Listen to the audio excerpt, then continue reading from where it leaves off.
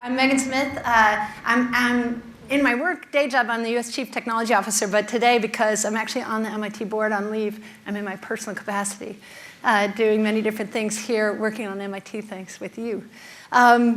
So this should be really interesting conversation.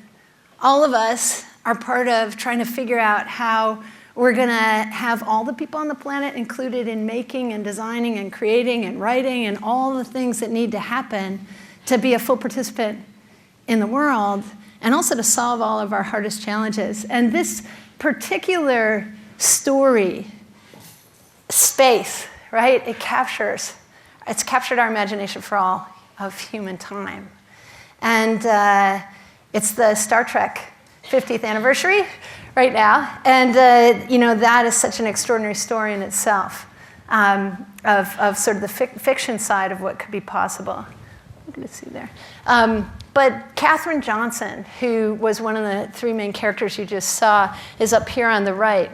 Most people, how many people have ever heard of Katherine? She's becoming a little more known. But isn't it amazing that the African-American woman born 2 years before women got the vote, who calculated the trajectories for the most significant space missions in the beginning of space, right? Alan Shepard, first American up. John Glenn, first American up around. In fact, John, as we had added computers, because humans, of course, were computers, women were computers, as a job like accountant and lawyer. She not only calculated Alan Shepard, but when John flew, he was worried because we added a lot of machines and computers themselves into the mix, and he wanted Katherine to double check the math, get her. She did that. It took her 12 hours. And she got the same result. He flew. And this one, the Apollo mission. She calculated trajectories for these incredible moments in our history, but whenever we watch movies, we never see black technical women, ever, right? But it's just untrue, and it's debilitating. This is Margaret Hamilton. I wanted to celebrate her today, too, because she's an MIT person. Do you guys know what she's standing next to? Anybody? Source code. What source code? Lunar lander. She's the lead for getting the lunar lander. In fact, she's known for creating the idea of asynchronous software and coining the word software engineering. And she led that team, wrote most of the code, working here on this campus as part of the teams that were distributed, of course, all over the country working on this. But the key insight she had was that she would be worried about mistakes that could be made, and she was worried about the memory problems, that it's such a tight memory space. So she set it up so it would ignore random things that didn't matter, and it would stay in the core landing program. We would have not landed on the moon had she not architected it that way. Look at the history record. You can go look up it. But as we were landing, some of the switches, some things were wrong, and it just ignored them, and luckily it didn't abort the mission. That's a big, big Edison level, Wright brothers level. These are big contributions. But we never hear about these people. It's a problem. In fact, do you guys know the Mercury 13? Yeah, a couple people. There were men and women astronauts from the beginning. No one ever made any suits for these folks to fly. And it's in fact something that, that the astronauts talk about today, stereotype threat. When you stand on the side of the pool, ready to do trials and work and testing work in the pool where they have the prototypes at Johnson, it used to be in Huntsville, Alabama. A lot of the men and women astronauts who stand there said when a man stands there, nobody's thinking about whether he can do the task. But when a woman stands there, they're like, wonder if she's going to be able to do it. It's stereotype threat in the back of their minds. We didn't make suits. We just assumed women couldn't do it. But all of these women actually, this was a private program. They all passed all the tests. In fact, some of them did better on some different tests. They just were never allowed to fly. So the truth is really important and missing. So the thing that I wanted to talk to you guys about today, I'm going to talk for about 15 or 20 minutes, kind of run through some images and some stories and some concepts, and then I want to get into a bunch of Q&A and conversation, because I think we have this hour, is this idea of style compliance, the truth, and how we're going to solve all the big problems in our world and include everyone. Style compliance is a really interesting word that I recently came across, which is this amazing woman was doing some training, diversity training, and she talked about style compliance. And we have to always comply to the style that's considered the way that we do things, right? So the way the meetings run, the way you speak, the way you do things, the way media is, it's always been that way. We have to comply. It's incredibly debilitating for many, many, many people, and probably all people. So what can we do to stop complying to the style and really open up how we could be our full selves, how we could change how interactions go. You could be emotional. You could not be emotional. You do whatever you want to do, but let's work together in collaborative ways. And that's style compliance. So Chuck Vest was president of MIT for many years. He went on to be president of the National Academy. He's an incredible leader. I was lucky to be a student during part of that time, and then I was on the MIT board for part of his time. And MIT did some watershed research. The faculty, the women faculty and others got together, and they did incredible data work, simple work and hard work. Some of it even involved tape measures and measuring lab space. And you couldn't see the pattern if you looked at an individual person, an individual faculty member. But if you started to look at the pattern across, you could see it was an extraordinary pattern of discrimination, but it wasn't so visible. And Chuck wrote this really important cover note to their paper that shared this. And so one of our challenges is if we don't measure what's going on, we can't really see it. I remember I worked in Silicon Valley for a long time. I worked at Google. We had those doodles. We didn't really measure men and women. And so we didn't really realize that we were like 80-10 or 90-20 in our celebrations. So we fixed that. It took 4 years of convincing the team, but now they always do 50-50 men and women because there's 50-50 men and women on the planet. Why wouldn't celebrate in a balanced way so we aren't biasing who we think is awesome, right? So it's interesting to note, and all babies, welcome to comment, please, at all times. We agree. Okay, style non-compliance. So I think it's great that Chuck really noted that this is way beyond perception. It's very real, and it's very hard, and it's hundreds and hundreds of years of habits and discrimination, and now we're in a place of real unconscious bias, which is this implicit bias. We're not aware we're doing this, or it's institutionalized. Like really, do you think any woman would have ever designed the tenure system to happen while you're like in the middle of having really little kids? Like how silly. Who did that? Let's not do that. Just fix it. So once we can see it, we should fix it. But we can't see it, and then once we see it, we get really style compliant. Oh, well, we can't fix that. It's so important. It's not so important. It's more important that we have all the talent. So how can we fix that? How can we be kinder? I love that the Koch Cancer Center has a preschool. What a normal thing to do. When we had to rebuild the Pacific Fleet, we built 35 daycare centers in like 3 months so that we could have all the women in this country quickly rebuild the fleets with the men. So we are capable of doing whatever it is we set our minds to and prioritize. We just haven't had that priority because we are not seeing and prioritizing and thinking in this way. This is I love the internet. On the internet, people do amazing things. And one of the amazing things someone did, and I think they're in the UK, polygraph.cool. Go to it, click on films, and you find this incredible graphic which shows you them counting all the dialogue in film. So this is them counting 2,000 screenplays and saying, who got to speak? Blue are our men's lines, and reddish pink are women's lines. So look at the area under the curve missing for women. We don't hear women when we watch movies. It's amazing. This is children's TV down here. And it's a little unfair because they picked on Disney, and this is not Disney alone. This is across the board. But it's amazing that the film Frozen came out to have 54% boy lines. The girl film Frozen. Mulan is 74% girl lines. So we're just not aware that we're doing this. This is happening in classrooms and meetings, on media and TV. It's happening everywhere we look. And because we're not aware of it and we're so used to it, we grew up with it, so we do it again and again. We keep doing it. There's also the Bechdel test, which is, who knows the Bechdel test? Okay, so what are the 3 things? There's 2 women. Yeah, what else? Speaking to each other. They have a conversation with each other. Not about a man, right? Probably half the movies cannot pass that.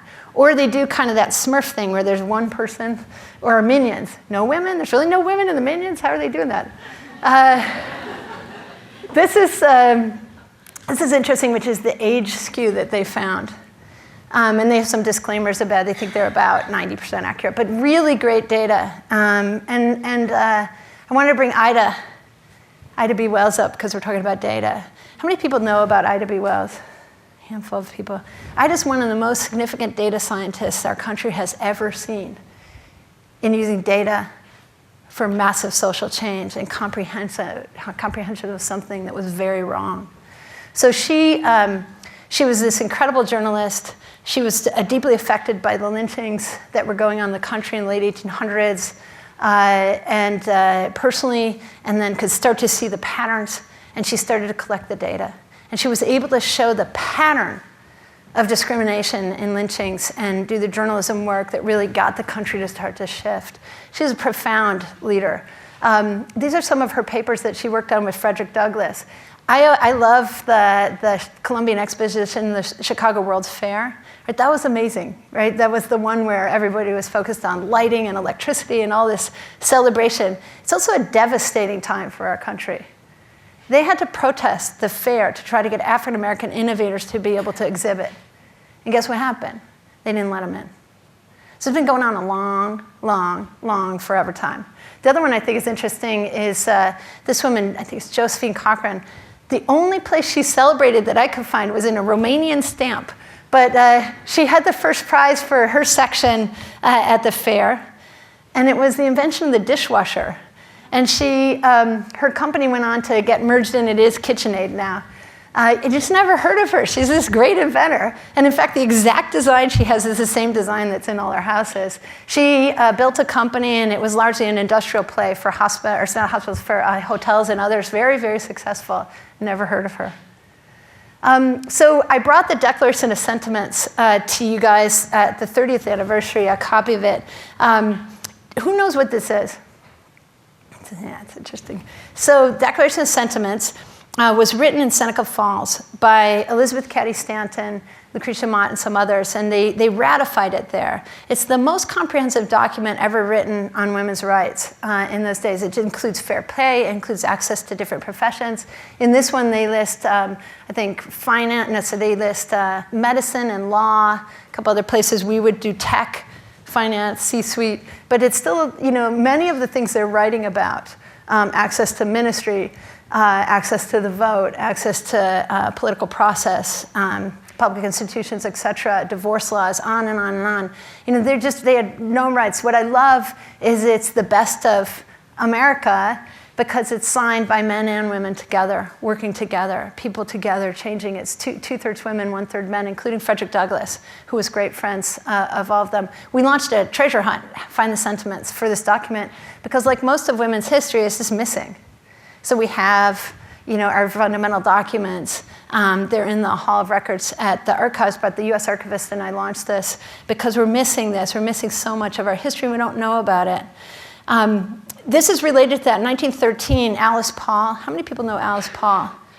So we know some of our founders, but Alice Paul is like the Thurgood Marshall Baynard Russell of the women's movement, a 50-year leader. She wrote the Equal Rights Amendment in the 20s. And so this was a parade that she organized. 500,000 people are in the streets here. 5,000 people marched down from White House to Treasury steps. I don't know, did you guys see that women will be on money this year? Yeah, so it announced by our Treasury colleagues. And on the back of the 10 is the Treasury steps where this parade ended. And that's why there's a parade of suffragists who will appear on the back of the 10, starting with Elizabeth and Lucretia Mott and Sojourner Truth from the early days, then into Susan B. Anthony, and then Alice Paul. There was a lot of these people in the streets because they're attacking the women. And so it was pretty brutal, but the results caused America to start to think differently. Alice went on to organize the protests on the White House, which took place from 1917 to right until we got the vote. Most people don't know that 2,000 women protested the White House, the first strategic protest, Mary Church Terrell, Alice, all kinds of people in the White House. And I brought this for Monica for organizing this event. This is a jail door pin. Alice Paul designed a jail door pin that they wore. And it's really an amazing pin. 500 women went to jail for suffrage and wore this pin. Yeah. It's based on, welcome, thank you for doing this. It's based on the Pankhurst pin that they did in England, and Alice learned from the Pankhurst. If you've seen the movie Suffragette, that's the British suffragists, were the suffragists.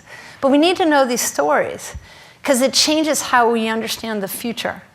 The women were force-fed in prison. Most people don't know about the Night of Terror on the 14th of November, 1917. They took lots of them out to the Aquam workhouse and beat the crap out of them.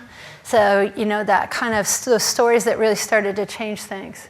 The other piece of this that's really important, and this is a paper that was authored by my friend Beryl Nelson, who we lost to cancer recently, extraordinary person who's really the roots of, her work is the roots of all the bias training, other things that are happening in Silicon Valley now and around. And also this recent Intel Dahlberg report. This is not a charity agenda. It's a prosperity agenda. So in addition to the inclusion of all of us because it's the right thing to do, it's also the best thing to do in terms of innovation and economics and all the results that would happen. It just turns out that it's just true. So how do we get ourselves to prioritize this and drive for it? It's especially important when you think about all the problems we have in the world. How many people know the Sustainable Development Goals, SDGs, global goals? Yeah, a lot of people. So the United Nations, of course, ratified these last year, 2015, follow on to the Millennium Development Goals, which were the first 15 years. And they're very important goals. So it could be about life under the ocean, life in the oceans, sustainability, gender equality, justice, sort of energy usage, all of these challenges. Countries and civil society and techies, everybody worked together to package this up into a really coherent set of the agenda. One of the things that we did with the UN was we asked them to put up a page, because we know that talent is everywhere, and people are already working on these things. And so they organized a solution summit, so they put out a call to say, who out there, as we're about to ratify these, would like to come within an hour or two of ratification and start presenting solutions in progress. And so out into the world went a call for a simple web form, and actually some of the faculty and others helped with going through over 800 submissions from 100 different countries, every continent, every place you could imagine. These were a couple of them. The Uganda teams put in the African Prison Project. 90% of the prisoners in Uganda are not having any representation at court. So they're actually just teaching law in prison. So prisoners are coming in and representing themselves with much more information. There's a woman who got herself off of death row from her cell and changed the law to be no longer capital punishment. So thousands of people are getting out of jail. This is a team that's, what came from the UK, flying drones to plant 1 billion trees a year. So reforestation. Through really like industrializing reforestation in a brilliant way. Princess Mechanical Engineer from Burkina Faso. I'll say it again, Princess Mechanical Engineer, just in case some of Hollywood's listening. She's got an amazing solar lighting company that does micro enterprise, et cetera. And this is one of my favorite ones, especially being in this building, the Fab Lab movement, of course. This idea of being able to make anything. So you can kind of think back to high school. If you could walk into something that merged like the art room, the home ec room, the shop room, and maybe a little bit of lab, and all of a sudden it was like all these tools and people, and they're just doing this incredible thing and working peer-to-peer learning and collaboration and coaches.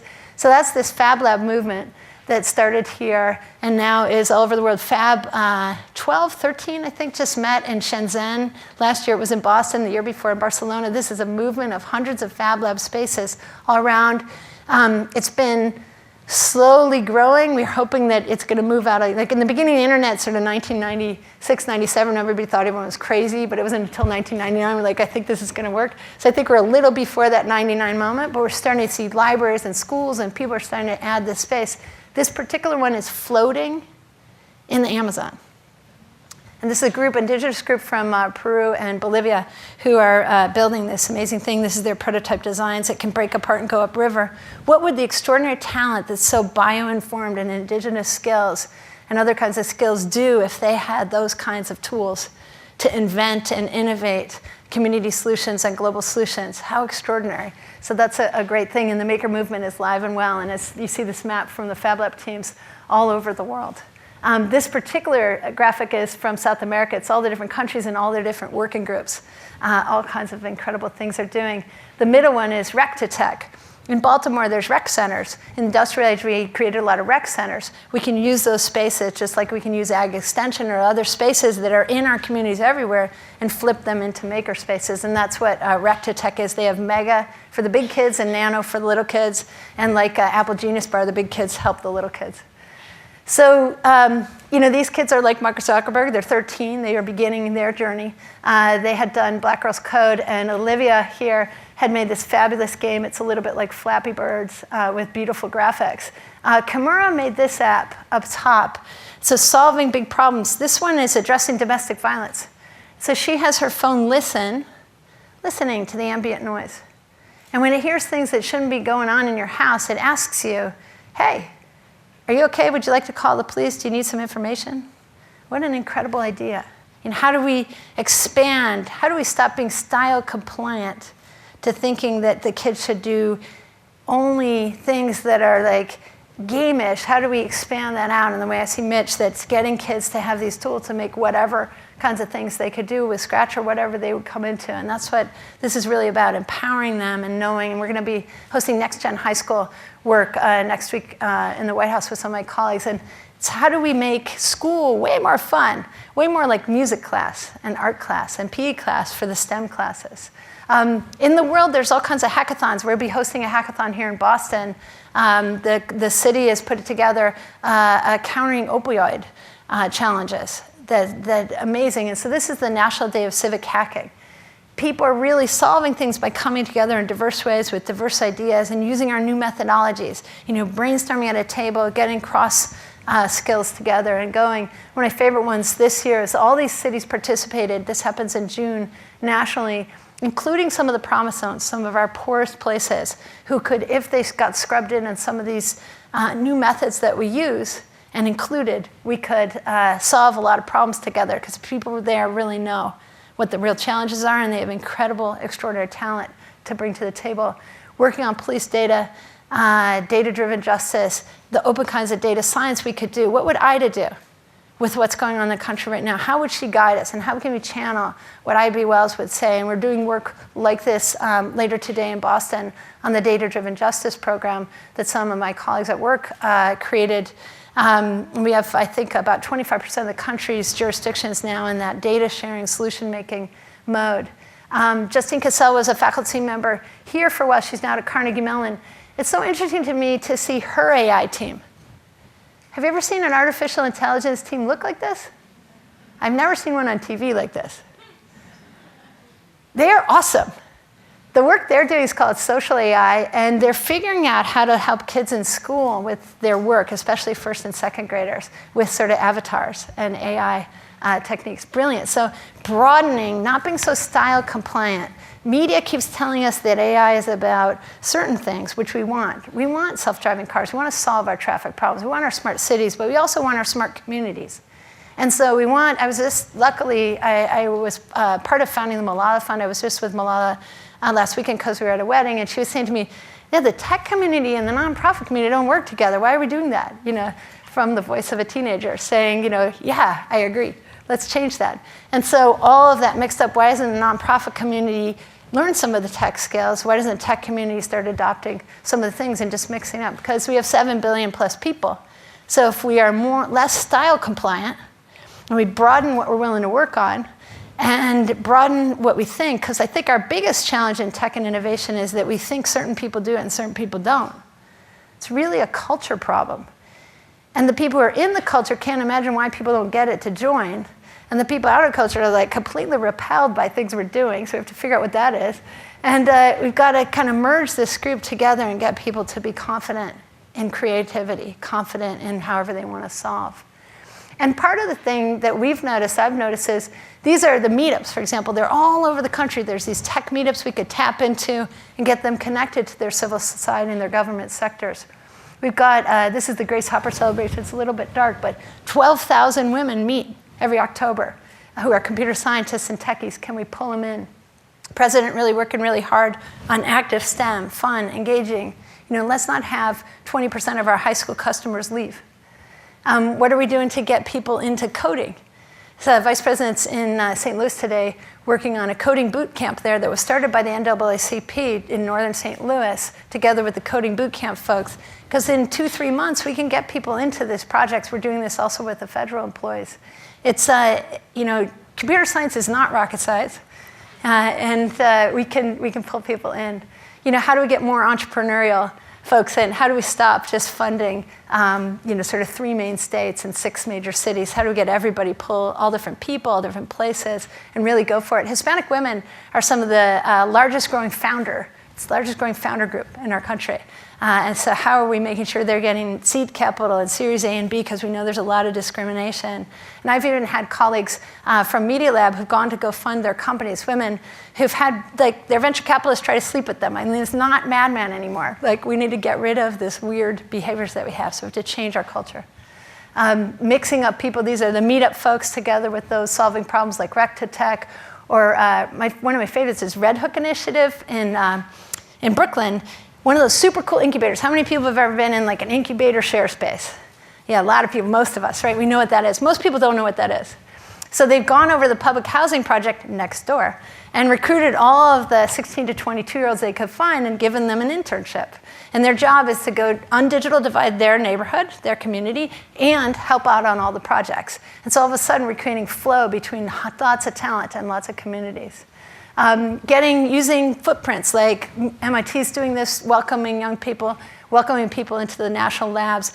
Ernie Moniz was talking yesterday with the top national science and technology teachers in our country who are getting medals. He's from an MIT faculty member who's currently a Secretary of Energy.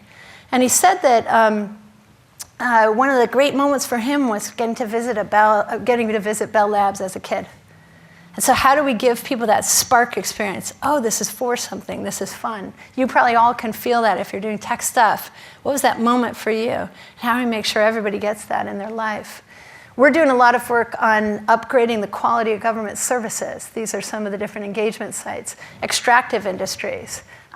Stuff for students so that you can see, not get yourself into really challenging student loan issues with schools that aren't as good as they should be on the financial side. So how do we get open data for the American people? So we're doing a lot of work there.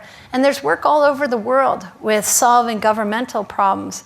Think about the governments. They have the most money of everybody in this society. So how are you using the governments and really upgrading those budgets?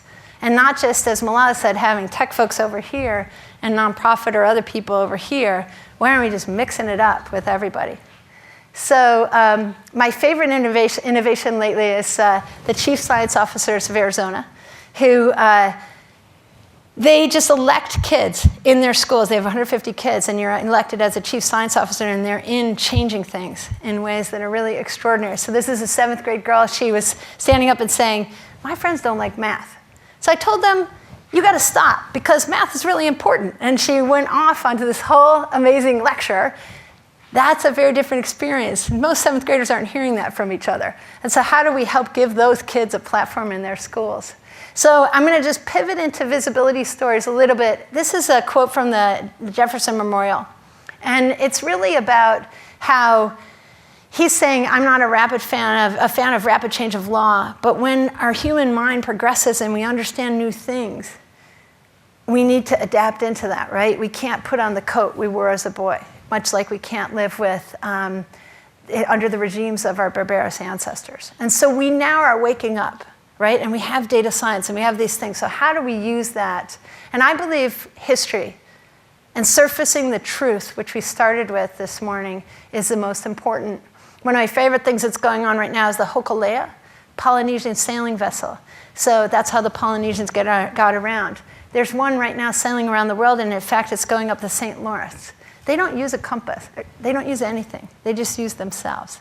So what have we forgotten in our indigenous cultures that we could surface by knowing the truth could affect everything in our future and our capabilities?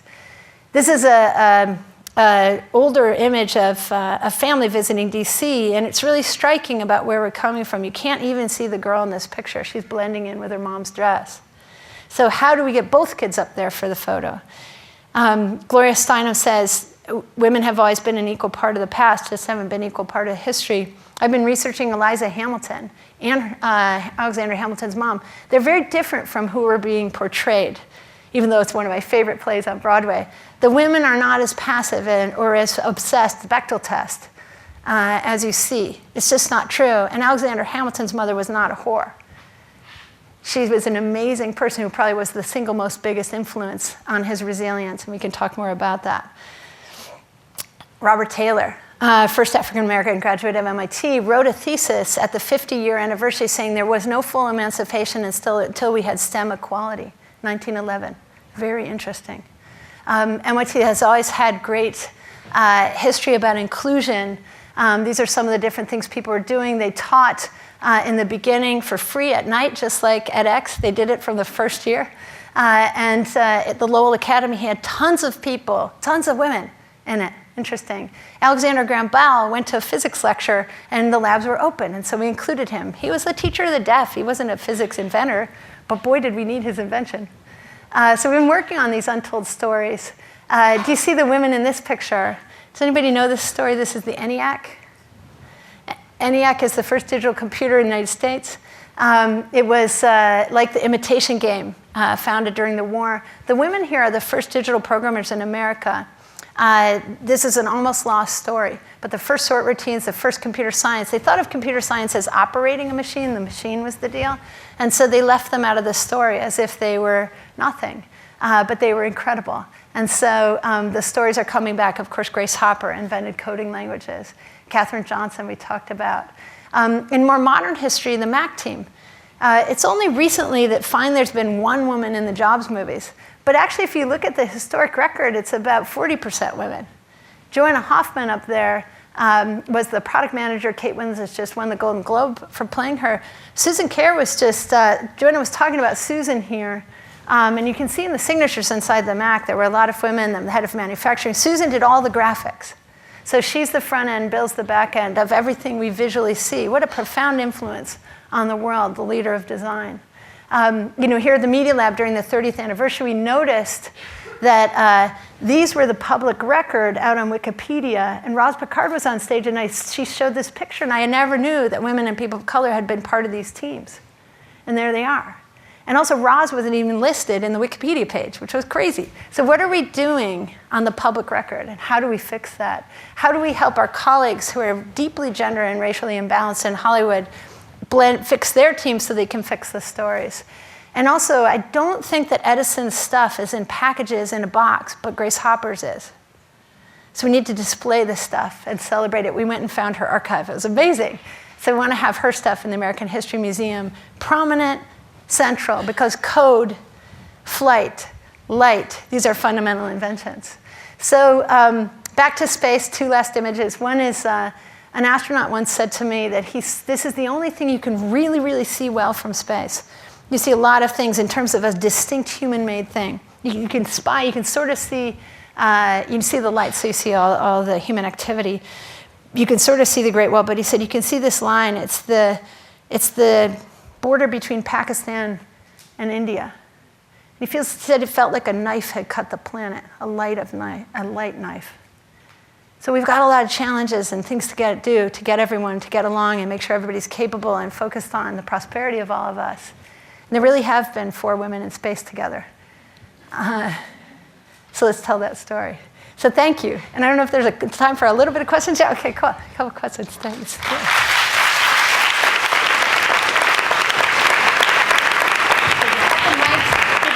Comments or questions or thoughts or other things? Anybody? Quiet. Yeah. Especially since you're off work, could you talk a little bit about your own journey, getting beyond self-employed? Yeah, getting beyond self-employed.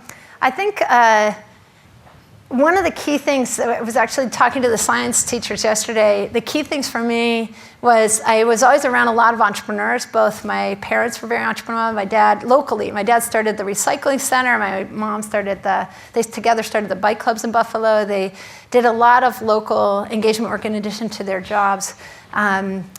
a lot of things about getting the school systems going and civically engaged. And then I went to school as the magnet system was founded in Buffalo, and so we had just incredible teachers who got to found our school. So I think that was really helpful for me. But a special point around science and tech, we had mandatory science fair.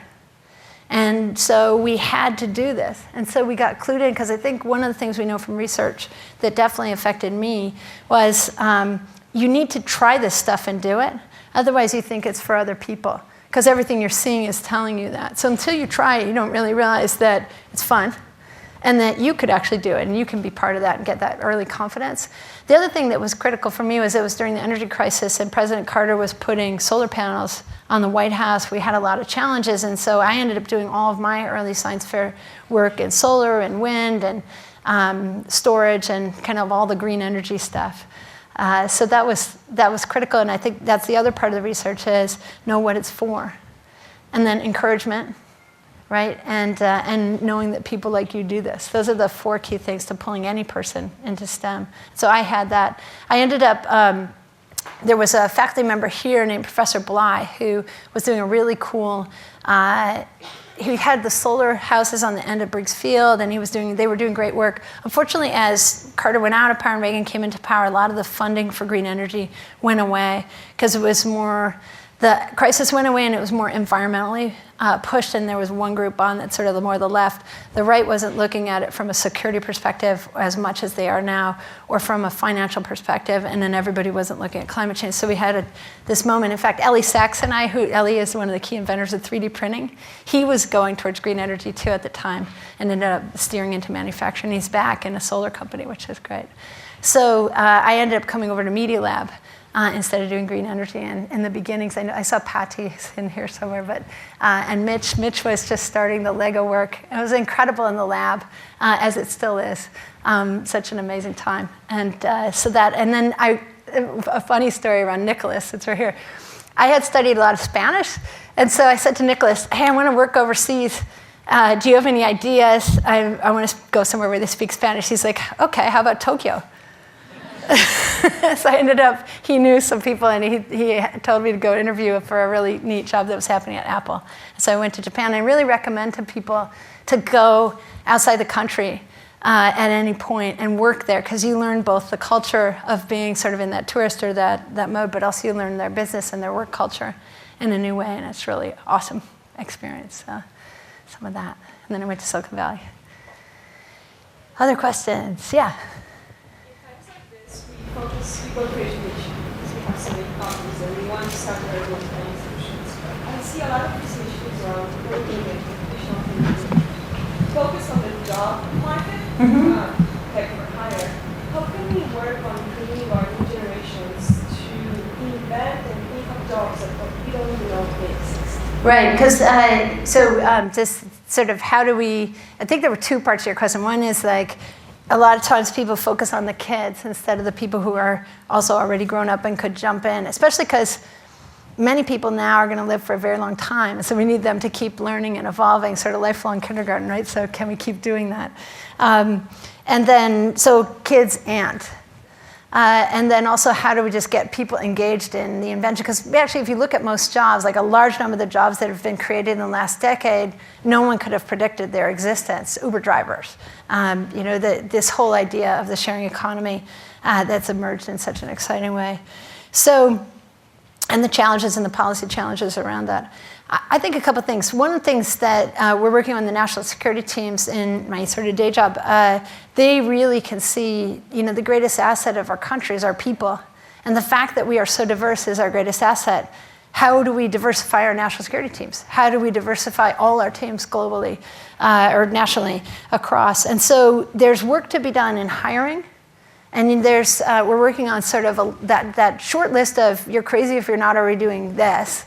And we still have a lot of work to do to debug and iterate around advancement and inclusion and that work, around the C-suite, the leadership, and what are we doing to get people in leadership, and what's leadership doing? And then around the ecosystem, the research that we make. What kind of tools can we do? For example, I've been showing a lot of challenges in Hollywood. The cool thing is Gina Davis is one of the originators of this work with Stacy Smith at USC, now they're working with their computer science team. Shri is now taking what's a very manual process of counting who's in film. It's 15-1, boy programmers to girl programmers on TV, in children's TV. And so they counted that, now we can do that with computer science. So I think there's tools all around and research. So there's a lot of different shortlist things we could do right away to make this change and include a lot more people. Part of it, my friend Alia always says, how do you get more women and people of color into tech? How do you hire more women and people of color? She is like, you hire them. Right? I mean, it's that simple. And so you have to put yourself in the position of why are you not doing that? And what do you do to create like a fire, like pants on fire? Right now, let's go. And do something about it, because it's hard as hell, but it's not so hard. And now that we're awake and we could see it, we could do something about it, and you just have to do it. And I think a lot of it does have to do with style compliance, which is maybe part of it is not only your style compliance on who you're letting through and filtering in correctly, but it's the culture you've created, the expectation that the leadership has. What are you telling people is the priority? At the top, my favorite moves that happened was at IBM in the 90s. Lou Gerstner took his leadership team and said, look, I'm not going to be able to diversify our room this month, next month, 3 months, but we're going to start working on that. Meanwhile, we have an amazing team at IBM. Why don't we organize them? So he took their employee resource groups and he said, each of you executives, you adopt one of these groups, and you're not just their exec sponsor. You are going to their events. You are knowing what's happening, and in every exec meeting, we're going to talk about this. And I want you to know everything. Like if you have the disability ability group, if you have the LGBTQ group, African American group, women's group, veterans group, you know about them at a primary level, or that's going to be a challenge for you. And so he did that, and then he gave money and budget, and he said, please get together for each of those groups. I want 4 answers. How do I get more customers, employees, and suppliers from your community? And how do I help you thrive at IBM? And he kind of crowdsourced from the people who knew what they were doing how to change that. And all kinds of things started happening at IBM that were awesome. And so we're starting to see that at Intel. We're starting to see that at Slack. We're starting to see that a little bit at Airbnb. The Code 2040 team has a group called the Justice League, which is a set of companies in Silicon Valley who are really, really working together to try to do these things and get the executives really involved and take it out of the top 20 into the top 3. Intel has taken it to the top 3. They're measuring people based on inclusion and culture change, which is exciting. They have a long way to go, but they're getting there. Are we done? Are we one more? No? Yep. One more. Okay. Back there, some people. Sure. I don't know. Can you guys hear? Or do you want Mike? Okay. So you described a lot of different projects and programs that you're involved with and that you've seen. I was curious if you've seen a lot of resistance from men, society, whatever, into getting women and people of color into these programs, or if it's more that nobody has thought of it before at this point and people are excited to get involved. I think most people are good. Most people would like to see great things happen, but they don't prioritize it. And so this stuff is always the side budget. It's the extra job. And I think there's a misunderstanding that is slowly starting to change at the C-suite level about how important this is.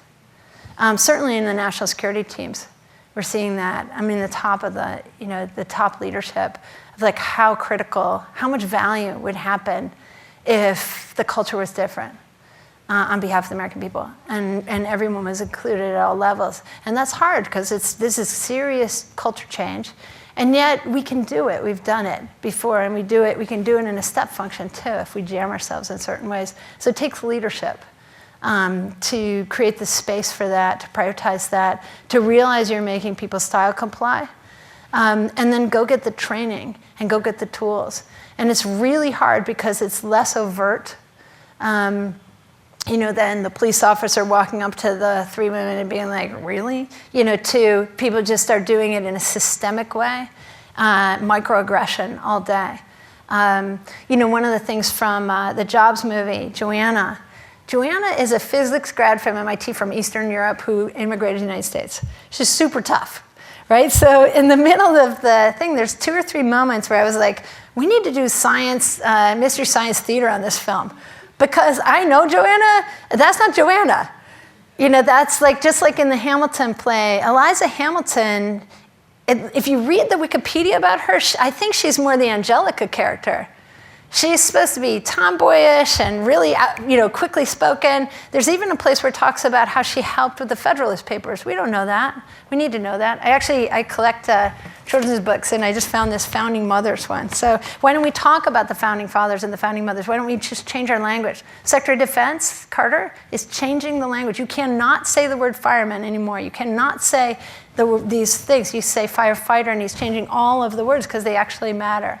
So really significant stuff. So I think you have to get in, and make it happen. And it's going to take all of us. And it's going to be hard for all of us because everybody's got to kind of open up. But I think it's a better world because we get into a place where we welcome much more of the talent capability of each other. And we really sort of accelerate each other in a way that is, back to Star Trek, sort of what was hoped for, even in the 1968 slightly biased version of what that imagery was. Still, the great thing about Star Trek is the beauty of the tech. We could beam around, we could do tricorders, we could save people in these ways, but really that we were on this really peaceful, exploratory wonder kind of adventure, and we were all on the deck in some form. And so that's, I think, where we can get, and we just have to really jam ourselves the way the Declaration of Sentiments calls. So thank you so much. You guys have an amazing day.